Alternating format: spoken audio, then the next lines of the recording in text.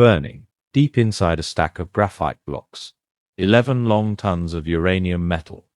The fuel had been burning for the better part of 2 days, and nobody on site knew, because the fire had started in a blind space between the sensors.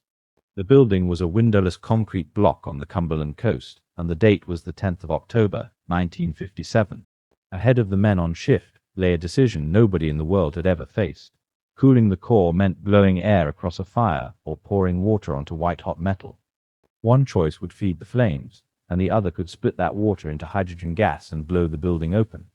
This is the story of the first reactor fire in history, and of the 31 years Britain spent keeping the full account of it out of public view. To understand why a reactor was burning on the English coast, the story rewinds to the end of the Second World War. Britain and the United States had built the atomic bomb together, but an American law soon cut the wartime partner off completely. No more shared secrets, and no more shared calculations. Within months, a small committee of British ministers decided the country would build its own bomb, alone and quickly. A bomb needs fissile material, and the most effective was plutonium, an element that barely exists in nature and must be manufactured atom by atom inside a reactor. Enriching uranium instead meant building plants Britain calculated it could not afford, so the country took the faster path. Construction began near the village of Windscale, on a stretch of the Cumberland coast facing the Irish Sea. The piles came online at the start of the next decade. The word pile was simply the era's generic term for a stacked graphite reactor, coined years earlier at Chicago. Neither machine was a power station, and neither ever generated a single watt of electricity for anyone. Each was built to breed plutonium for warheads, and nothing else. By the standards of everything that came after, the design was improvised. The heart of each pile was a stack of graphite blocks weighing roughly 2,000 long tons. Through it ran 3,440 horizontal fuel channels, loaded by hand from the front, so that spent cartridges dropped out of the back into water. To carry away the heat, the design did something no modern reactor would ever do. Great fans drove roughly a ton of air every second straight through the core and out of a chimney at the far end of the building. Around the core sat roughly 7 feet of concrete, the biological shield, the only real barrier between the reaction and the loading face. An open airway, gale force fans, flammable graphite, and flammable metal fuel. Fire was not an exotic risk in this design, and it was built into the concept. In practice, the improvisation showed. The rush of air would fling cartridges clean past their landing point, or jam them inside the core until they split open and leaked. Workers in protective clothing climbed into the ducts with shovels and scooped stray uranium back into place. Britain soon had its bomb, the piles were delivering, and the only pressure reaching the control room was pressure to deliver faster. One late safeguard almost never got built at all. Near the top of each chimney sat a bank of filter galleries, added at the insistence of Sir John Cockcroft. They went in after the stacks were already rising, and they cost real money in extra blower power every week. Engineers on site mocked them as money wasted on a chimney, and nicknamed them Cockcroft's Folly.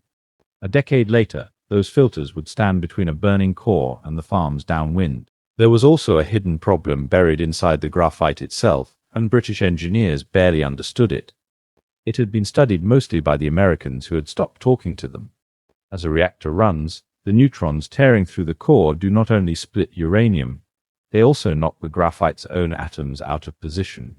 It is a little like winding millions of tiny springs through the core and locking everyone under tension. That stored tension has a name: Wigner energy, after the physicist who first described it. The danger is that the springs can all let go together, releasing as a sudden surge of heat with no outside warning. In theory, that surge could drive the core past the temperature at which graphite itself will burn. A Harwell physicist who had worked in America during the war passed on a blunt warning: do not let the graphite catch fire. How to release the energy safely, the British would have to work out for themselves. So Windscale improvised again, heating the core deliberately past roughly 250 degrees Celsius. That coaxed the jammed atoms loose and let them settle back, bleeding the stored energy off slowly. The process was called annealing, and it was never fully standardized. Only the first few releases were supervised by outside scientists, and after that each one was different and harder to predict. The piles had come through 8 of these releases already, and the 9th was now due. By that autumn, both machines were under extra strain, because Britain had stopped chasing an ordinary atomic bomb and was racing toward a hydrogen bomb. That meant making materials the piles were never designed for, and running them hotter than intended. The core had also run longer between releases than ever before, passing 40,000 megawatt-hours since the last one. It now held more stored energy than any annealing had ever had to shift. The instruments watching for trouble were thin. 66 thermocouples read the graphite inside a core the size of a house. Between them lay wide blind spaces where nothing was measured at all. The 9th annealing was about to begin. In the early hours of Monday 7th of October, Pile 1 was shut down to begin the Wigner release. The expected wave of heat never really arrived, and only one fuel channel seemed to respond. The next morning, the physicist on shift applied a second nuclear heating, and this time the temperature climbed. As far as anyone on site could tell, the release was underway and production could carry on. It was not underway. Somewhere in the blind space between the sensors, the second heating had split fuel cans open and set the uranium alight. The fire then burned on inside a sealed reactor core, unseen by any instrument until the middle of the week. By Wednesday, the temperature readings began to misbehave. Instead of falling as the anneal wound down, one channel kept getting hotter and would not stop. By the following day, it was running at roughly twice the temperature the anneal was meant to stop at. Then the monitors at the top of the stack began registering radioactivity pouring out of the chimney. Something inside the core was breaking open. A crew pulled the inspection plugs from the loading face and looked straight down the channels.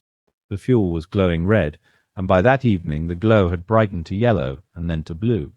They tried to shove the burning cartridges out the back with scaffolding poles, and the poles came back dripping molten uranium. This is the point where one man walks into the story. Tom Tuohy was the plant's deputy general manager, and he took the phone call telling him the pile was alight. By his own later account, his first reaction was disbelief, and he asked whether they meant the core itself. They did. He headed straight for the site. What Tuohy found was a fire with no good options left. The only built-in way to cool the pile was to run the fans, which would feed the fire and blast radioactive particles over the countryside. He tried starving it instead, drawing 25 tons of liquid carbon dioxide from neighboring Calder Hall and pumping it into the core. At those temperatures, it achieved almost nothing. By the Friday morning, close to 11 long tons of uranium were ablaze, and one thermocouple read 3,100 degrees Celsius. The concrete shield around the reactor was in real danger of giving way. A further fear sat behind every decision, because if the fire weakened the thick concrete walls, the whole structure could come down with everything radioactive sealed inside. The fire had to be stopped, and the obvious ways to stop it were both ways to make it worse. That left the option everyone had been avoiding, and Tuohy decided to flood the core with water. Water hitting metal that hot can be torn apart into hydrogen gas, and hydrogen in the wrong quantity explodes. An explosion here would have thrown the burning core open to the air, nearly 30 years before Chernobyl showed the world what that meant. Hoses were run in, feeding water lines roughly a meter above the heart of the fire. The water was turned on that morning at 300 gallons a minute, raised to 800, and then to 1,000 gallons a minute by midday. Tuohy ordered almost everyone out of the building, then climbed 80 feet to the top of the reactor in full protective equipment. He went up several times over those hours, standing above a nuclear fire to see whether it would blow up in front of him. For a long time, nothing changed at all. Then the fans were shut off, the flow of oxygen died away, and the fire finally began to starve. The water ran on for the better part of a day before the core was cold. Tuohy had discarded his radiation badge on arrival, so his true exposure was never recorded. He is thought to have taken more radiation that day than anyone else on the site. The reactor was saved. What happened next was, in its own way, just as consequential. While Tuohy was on top of the reactor, the people living around Windscale had been told almost nothing. Radioactive material had gone up the stack for days, and the wind carried it inland across the dairy farms of Cumberland. The contaminant of greatest concern for the milk and the farmland was a radioactive iodine known as Iodine 131. It settles on grass, cows eat it, it concentrates in their milk, and in anyone who drinks that milk it gathers in the thyroid. A child's thyroid is especially vulnerable. 2 days after the fire, The government banned milk across roughly 500 square kilometers of farmland. For about a month, milk from hundreds of farms was collected and simply poured down drains. The iodine loses half its strength every 8 days, and the ban lifted as the contamination faded. The filter galleries that engineers had mocked are believed to have trapped around 95% of the radioactive dust. That share is an estimate rather than a measurement, but Cockcroft's Folly is why the release stayed so small. For scale, Chernobyl put roughly 2,400 times as much of it into the air. How many people were harmed is argued over to this day. The standard method takes the radiation spread across a whole population and converts it into a predicted number of cancers. Those estimates have ranged from a few dozen eventual fatal cancers to more than 200. A UK government report put it at about 100 fatal cancers and a similar number of non-fatal ones. When researchers went looking for those cancers in the people most exposed as children, they could not find them. A study published in 2024 followed Cumbrian children born in the years around the fire and found no rise in thyroid cancer. The reliability of that whole method of counting is now openly disputed among scientists. The honest state of the record is that the long-term toll is uncertain and appears smaller than the early fears. That is not the same as proving it was nothing. What is not disputed is the cover-up. A board of inquiry led by the physicist Sir William Penny reported 16 days after the fire began. Harold Macmillan, the Prime Minister of the day, made sure the public never saw it. Britain was at that moment trying to prove itself a nuclear partner worth trusting again. Admitting it had just caused the world's first public radiation emergency could have ended that hope. A short white paper went to Parliament instead, and the blame was placed on the operators who had fought the fire. The full report stayed out of public hands until 1988. Both piles were sealed shut and never ran again, and no open-cycle, air-cooled reactor of that type was built again. The accident is officially rated level 5 on the International Nuclear Event Scale, serious but well short of Chernobyl. The pile has never been emptied. Around 15 long tons of fire-damaged fuel remain sealed inside it, and final decommissioning is not expected before the 2040s. Windscale was a military reactor, run at speed for political reasons, with faults its own designers already knew about. It was not a power station, and it was not Britain's Chernobyl. It was the moment the public first learned that the atomic age could arrive quietly, on the wind, over a field of dairy cows. As for the man who climbed the reactor, Tom Tuohy's decision to gamble on the water is very likely what kept the fire from breaking open and doing far greater harm. He lived a long life afterwards and died in 2008, more than half a century after the night on the reactor. He was later made a CBE.